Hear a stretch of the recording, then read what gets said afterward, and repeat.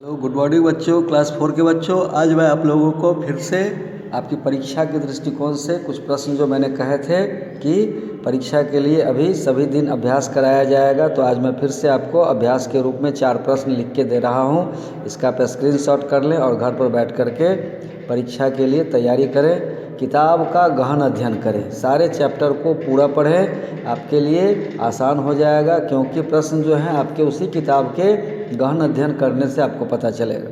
तो सबसे पहला प्रश्न आज मैं दे रहा हूं आपके लिए, सभी उसे प्यार करते हैं, उसमें उसे क्या है?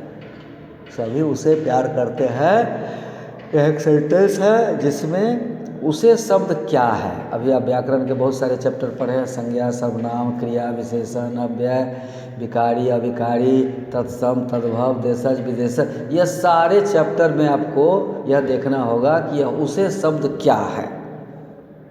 तो उसे शब्द किस चैप्टर में है? तो यह सर्वनाम के चैप्टर में है, और इसलिए यह आपको उसे शब्द क्या है? तो सर्वनाम है। इस तरह आप इसके ऑप्शन को टिक करेंगे। उसके बाद दूसरा प्रश्न है, इनमें संबंधवाचक सर्वनाम कौन है? सर्वनाम के 6 भेद होते हैं, जैसा कि कल बताया गया था, इससे पहले पहले बताया गया था क्लास में। ऑनलाइन क्लास जब हो रही थी तो सारे चैप्टर के बारे में डिटेल बताया गया था। तो इसमें आपको बताना है कि इनमें संबंधवाचक सर्वनाम कौन है। संबंधवाचक सर्वनाम कौन है? देखिए, जो, सो, स्वयं, आप, वह। संबंधवाचक के सर्वनाम किसको कहते हैं? जो संबंध बताता है, वाक्य में अन्य शब्दों के साथ संबंध बताता है, वाक्य में अन्य शब्दों के साथ संबंध बताता है, उसी का जो कर्ता होता है।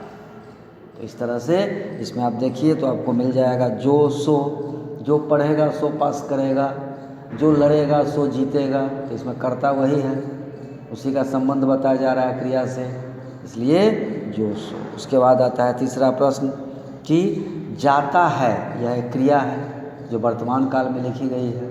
भूतकाल, वर्तमान काल और भविष्यत काल, 3 तरह के काल होते हैं। यह 3 काल में तो क्रिया का रूप बदल जाता है।